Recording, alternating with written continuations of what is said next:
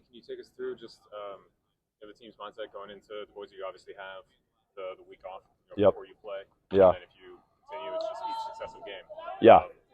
How does the team have to approach this amount of time off to Yeah. prepare you for 3 successive days? I think the first thing is, get our bodies right. The first couple of days, we had a day off yesterday, and then from then on, it's obviously preparing for Weber, and then trying to carry the momentum that we've built, since our game at Idaho, that we took a good win there, and then we thought we competed really well at Eastern, and played really well pretty much the whole game. Just a couple things didn't go our way, so we took a loss there, and then we were able to continue the momentum against Weber and then get that win. So just continuing to work on what we've been doing well, and then once we get to the tournament, let's just take it day by day. What sort of advantages do you anticipate from having just beaten Weber State, and now you get to see them again? And are there any drawbacks potentially to them? I don't know if there's any advantages either way. I think it's kind of funny. It kind of reminds me of my first year here in COVID when we would play a team twice in a week. And so it's just kind of like a unique, obviously, situation. And I think there's certain adjustments that they'll make, and then certain adjustments that we'll try to make and get better on from watching the film. And so it'll just come down to playing hard and getting out there, and the in-game adjustments and stuff like that. You went over 200 Yep. three-pointers in your career recently. Yes. You told me also a couple days ago, a big thing of yours is that the work works. Yeah, for sure. In that regard, where are you seeing that your work in that shot specifically has paid off for you over the course of 4 years? I think it's just the daily reps and seeing them come to fruition, especially reaching that 200 mark. And so it's just been really good to see, and then the support that my teammates and coaches give me, and the green light that I have to take shots, and I think earning that respect and getting that that green light is something that you can just, it's just a testament to the work that I've put in, and the results that have been shown. Can you take us through the celebration? Yeah, kind of a mask. It's kind of a mask. It's like you let me get one off, and I made you pay, so there's a little mask, kind of like Bane. Is that like a Jalen Brunson inspired? Yeah, I seen it. He's done it. I think Dalton Connected did it, who played at Northern Colorado last year. I saw like a tweet with him doing it. So yeah, it's just kind of something that I've seen around the basketball community. The phone call too. Just take me through your celebrations. What's the favorite one? Because honestly, I've touched myself when I do it on the baseline. No, it kind of varies.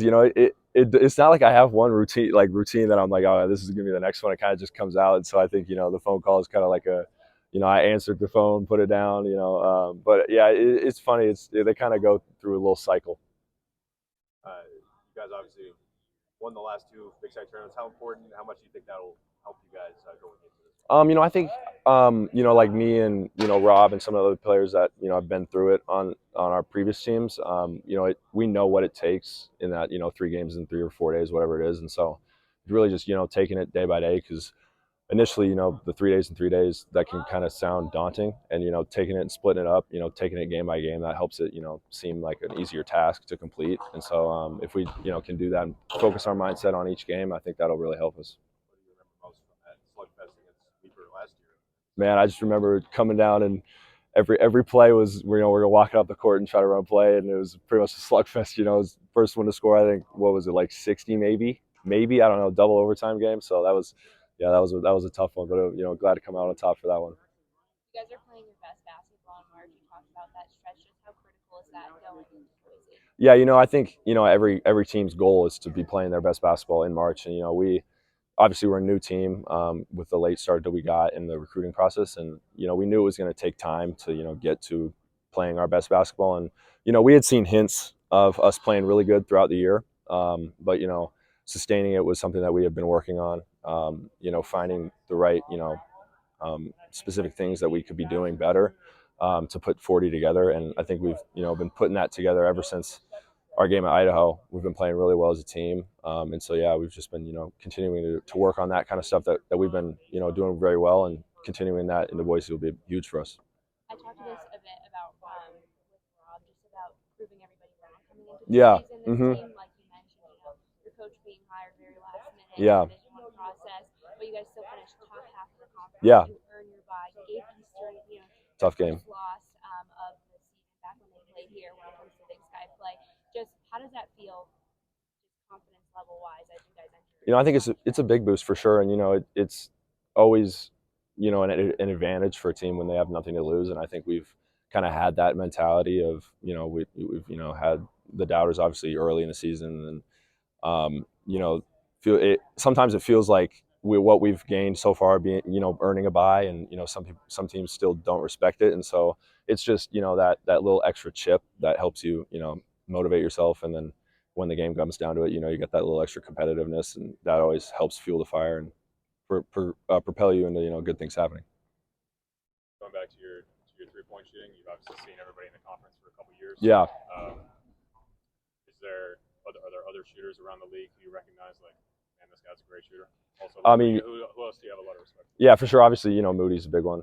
Seeing him, I played against him, when he was at Southern Utah, when they were still in our conference. Seeing him come to Montana and do what he's been doing is pretty cool. But yeah, every team's got shooters and stuff, so it's kind of cool. It's kind of like a little tight knit community when you get on the court. Everyone, the shooters who are shooters know who the other shooters are, and so we kind of give each other props and stuff. So it's a cool little community. And do you have any reaction to Mount Si's state championship? Yeah, no, I was proud of them. I think it was their 4th appearance in 5 years, and they got their 2nd win. So yeah, that was pretty cool for them. There's a kid who's going to Weber State next year on their team, and then there's they got a young guy who's supposed to be pretty good, and then they got another senior guard who's trying to get to the next level as well. So it's pretty cool to see them, and I wasn't able to play with them, but my brother played with them, and so I've seen them, and played with them in the off season and stuff when I go back to home and stuff. So I was very happy for him to get that win.